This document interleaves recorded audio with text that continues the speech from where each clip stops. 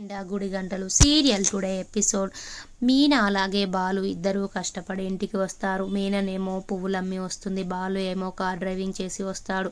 మీనా నేను పువ్వులు అమ్మగా నాకు 1000 రూపాయలు లాభం వచ్చిందండి అనేసి బాలుకి ఇస్తుంది. బాలు కూడా నాకు డబ్బులు ఇన్ని లాభం వచ్చాయనేసి మీనకి ఇస్తాడు. మీనా ఆ డబ్బుల్ని బీరువాలో దాచిపెడుతుంది. అప్పుడు బాలు మనం కొత్త రూమ్ కట్టి కొత్త రూమ్లో ఉండవచ్చు ఇలాగే కష్టపడితే అనేసి అంటాడు. తర్వాత బాలు కాళ్ళు నొప్పులుగా ఉన్నాయనేసి కాళ్ళు పట్టుకుంటాడు. స్టీరింగ్ బ్రేకులు నొక్కి కాళ్ళు కొంచెం నొప్పులుగా ఉన్నాయి మీనా అనేసి అంటాడు. అప్పుడు మీనా వేడి వాటర్ తీసుకొని వచ్చి కాళ్ళకి కాపడం పెడుతుంది. అప్పుడు ప్రభావతి చూస్తుంది, మీనా బాలు కాళ్ళు పట్టుకుంది కదా అనేసి అనుకుంటుంది. అదే రవి మాత్రం వాళ్ళ భార్య కాళ్ళు నొక్కుతున్నాడు, ఈ బాలు మాత్రం నా పేరు నిలబెడుతున్నాడు అనేసి అనుకుంటుంది. రవి దగ్గరికి వెళ్ళి అన్నయ్య చూద్దురా బాలు ఎలా చేస్తున్నాడో, మీ వదినతో కాళ్ళు పట్టించుకుంటున్నాడు, నువ్వు మాత్రం శృతి కాళ్ళు పడుతున్నావు, ఎప్పుడైనా భర్త కాళ్ళు భార్య పట్టాలి కానీ భార్య కాళ్ళు భర్త పట్టకూడదు, ఇది మన సంప్రదాయం అనేసి అంటుంది అని ప్రభావతి రవిని బాలు దగ్గరికి తీసుకొస్తుంది. తీసుకొచ్చి చూడు అనేసరికి బాలు మాత్రం అప్పుడు మీనా చేతులకు కాపడం పెడుతూ ఉంటాడు. అప్పుడు రవి షాక్ అయిపోతాడు. చూడమ్మా నువ్వే చూడు అన్నయ్య ఏం చేస్తున్నాడో అనేసి అంటుంది. అప్పుడు ప్రభావతి కాళ్ళే పడుతుంది కదా మీనా బాలు అనేసి అంటుంది. కాదమ్మా చూడనేసరికి ప్రభావతి చూసేసరికి బాలు మీనా చేతులకి కాపడం పెడుతూ ఉంటాడు. అప్పుడు ప్రభావతి షాక్ అయిపోతుంది. ఇంతసేపు ఏమో మీనానే బాలు కాళ్ళు పట్టుకుంది కదా, ఇంతలోనే మళ్ళీ ఇలా జరిగింది ఏంటి అనేసి షాక్లో ఉంటుంది. ఉండి బయటకు వచ్చేస్తుంది. బాలు మీనా ఇద్దరు రూమ్లో ఉండగానే వాళ్ళ నాన్న వస్తాడు. బాలు వాళ్ళ నాన్న ఏమైందిరా కాళ్ళకి మీనా ఎందుకు కాపడం పెడుతుంది అనేసి అంటాడు. అప్పుడు బాలు ఏం లేదు నాన్న, పొద్దున్న నుంచి కార్ డ్రైవింగ్ చేసి నాకు కాళ్ళు నొప్పులుగా అనిపిస్తే కాపడం పెడుతుంది మీనా అనేసి అంటాడు. తర్వాత బాలు ఏంటి నాన్న ఆ బొమ్మలేంటి బాక్సులో అనేసి అంటాడు. అప్పుడు బాలు చెప్పండి నాన్న అనేసి అంటాడు. అప్పుడు సత్యం ఏం లేదురా మీ అమ్మ కోసం బొమ్మలు తీసుకొచ్చాను అనేసి అంటాడు. అప్పుడు బాలు మన మనసులతో ఆడుకుంటుంది అమ్మ కానీ బొమ్మలు ఎందుకు నాన్న అమ్మకి అనేసి అంటాడు. కానీ సత్యం వాటికి కూడా ఒక లెక్క ఉంది కాబట్టే తీసుకొచ్చాను, అవి అమ్మకి ఇచ్చొస్తాను తర్వాత నీతో మాట్లాడతాను అనేసి బాల్కనీకి వెళ్ళి ప్రభావతికి నీకోసమే బొమ్మలు తీసుకొచ్చాను అనేసి అంటాడు. అప్పుడు ప్రభావతి నాకెందుకండి బొమ్మలు అనేసి అంటుంది. ఆ బొమ్మలు తీసి చూపిస్తాడు. అవి కోతి బొమ్మలు కదండి అనేసి అంటుంది. అప్పుడు ప్రభావతి చూపించండి అనేసరికి ఆ 3 కోతి బొమ్మలు తీసి సత్యం ఒకటి మాట్లాడకుండా ఉండే బొమ్మలు, 2 చెవు మూసుకునేటి, 1 నోరు మూసుకునే బొమ్మలు, వాటి గురించి వాటి మీనింగ్స్ చెప్పి నువ్వు ఎప్పుడైనా సైలెన్స్ ఉండు ఈ బొమ్మలను చూసి అనేసి చెప్తాడు. అప్పుడు ప్రభావతి సరేలేండి అనేసి అంటుంది.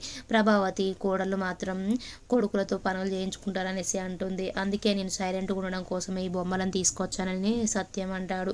తర్వాత ప్రభావతి దగ్గరికి మనోజ్ వచ్చి అమ్మ నన్ను క్షమించమ్మా అనేసి కాళ్ళు పట్టుకుంటాడు. అప్పుడు ప్రభావతి అసలు ఏం జరిగిందో చెప్పు మనోజ్ అంటుంది. అప్పుడు మనోజ్ ఈరోజు షాప్లోకి 4 వచ్చారమ్మా, వాళ్ళు నన్ను మోసం చేసి సోఫా సెట్స్ అలాగే డబ్బులు అన్నీ తీసుకెళ్ళిపోయారు. పోలీస్ స్టేషన్కి వెళ్తేనేమో వాళ్ళు మోసం చేసి నీ డబ్బులు తీసుకెళ్ళామన్నారు, ఇప్పుడేమో డీలర్కి నేను డబ్బులు కట్టాలమ్మా, నువ్వే ఎలాగైనా నాకు సాయం చేయాలమ్మా అంటుంది ప్రభావతి.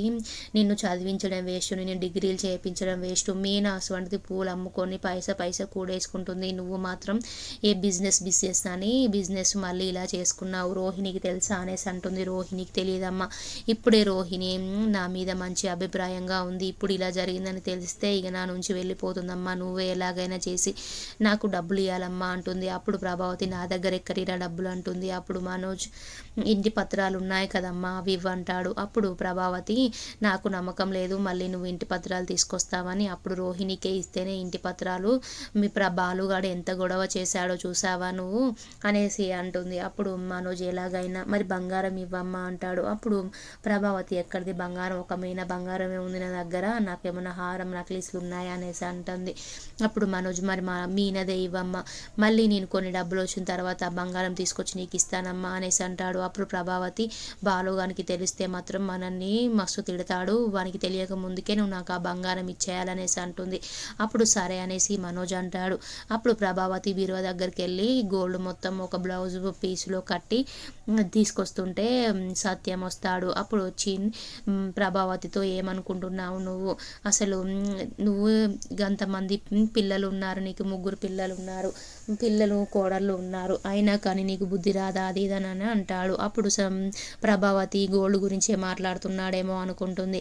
కానీ సత్యం మాత్రం ఆ డోర్ ఏవా బీరువా డోర్ అనేసి అంటాడు. అప్పుడు ప్రభావతి బీరువా డోర్ వేసి వస్తుంటే ఆ కవర్లో ఏంటి అనేసి అడుగుతాడు. అప్పుడు ప్రభావతి ఏం లేదండి, బ్లౌజ్ కుట్టించుకోవడానికి తీసుకెళ్తున్నాను, మనోజ్కి ఇస్తాను, కుట్టించుకురమ్మంటాను అనేసి అంటుంది. అప్పుడు సత్యం వాడు బిజినెస్ చేసేవాడు, వాడికి ఎందుకు ఇవ్వడం, నువ్వే కుట్టించుకో అనేసి చెప్తాడు. సరే అని అనేసి బయటకు వస్తూ ఉంటుంది ప్రభావతి.